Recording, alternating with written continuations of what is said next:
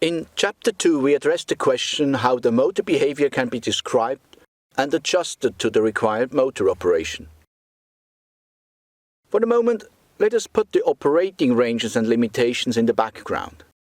We apply a fixed voltage to the motor and record speed and torque. The speed as a function of the load torque follows a straight line which is described by the equation. Delta n over delta m being the slope of the line, called speed-torque gradient. It can be found in line 14 of the motor data in the maxon catalog. Kn being the speed constant of the motor in line 13 of the motor data.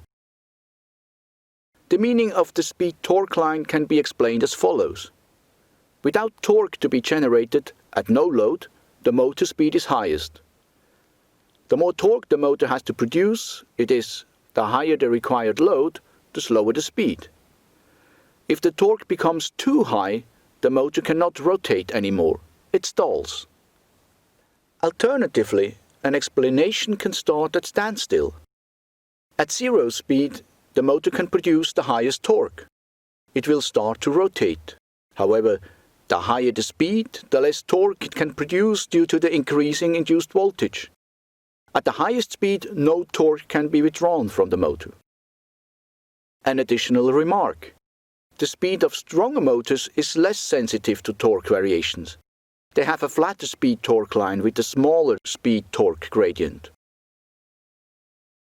What happens if the applied motor voltage changes? From the equation we see that the speed-torque line is shifted in parallel. At higher voltages, the line moves up. At lower voltages, the line moves down. Adjusting the voltage is needed to run the motor at different load operating points. Operation at a fixed voltage, increasing the motor voltage for acceleration. These voltage adjustments are typically made by the speed controller. The speed-torque line shifts with voltage. Therefore, for motor specification, a fixed voltage has to be defined. This voltage is called nominal voltage and can be found in line 1 of the motor data. In the maxon catalog, there are 3 motor operation points given at this particular nominal voltage. However, keep in mind that the motor can be operated at any voltage. The nominal voltage serves just as a reference voltage at which the motor data are specified. The maximum available supply voltage limits the achievable load operating points. All operation points above the speed-torque line at this voltage cannot be reached. For instance, the extreme operation point at the end of the acceleration. At the highest speed there will be less torque available, and the acceleration will slow down a little bit.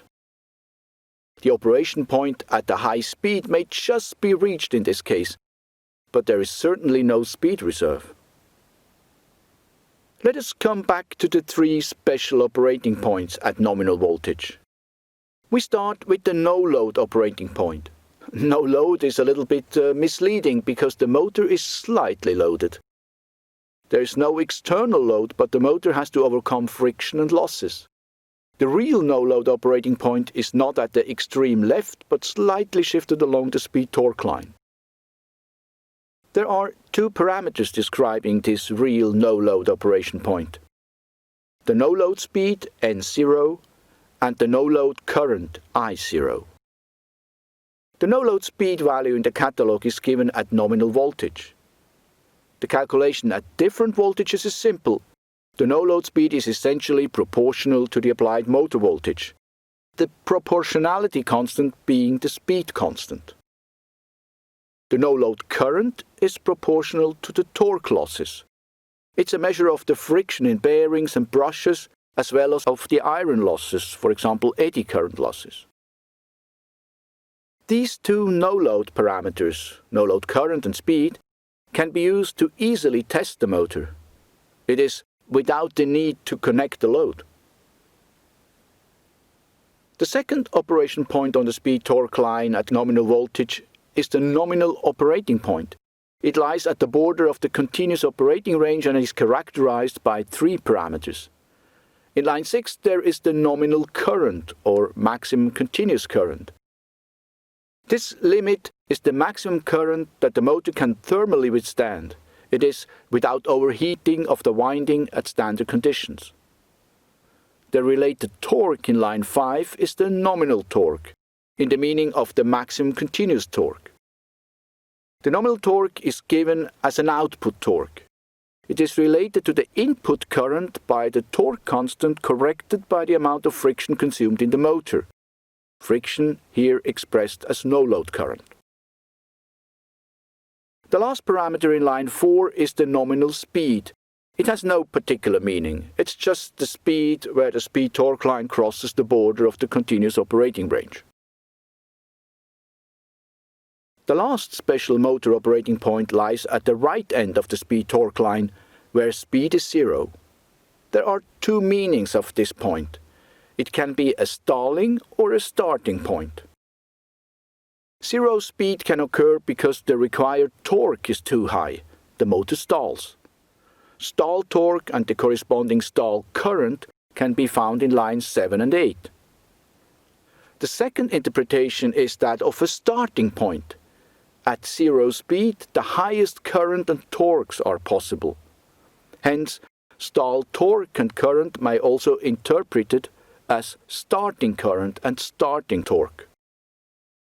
Again, torque and current are related by the torque constant. The stall or starting operation point has some practical implications. What you can learn is DC motors have a high starting torque. This gives a high dynamic response. Starting and stopping of DC motors need high currents. Often, start-stop operation is associated with current peaks. Power supply and controller might have limited current capabilities that can restrict start-stop operation. This is particularly the case on larger and stronger motors with flat-speed torque lines and correspondingly high starting currents. You can calculate the starting current from motor voltage and motor resistance. The key messages about motor behavior are: motor operation is linear. It follows the speed-torque line, which is characterized by the speed-torque gradient. The line shifts in parallel upon voltage changes. No-load speed is proportional to the applied voltage, with the speed constant Kn as the proportionality constant. That's it. The chapter about motor behavior. You can find chapters 1 and 3 in separate video tutorials. They explain motor operating ranges and the properties of the winding series.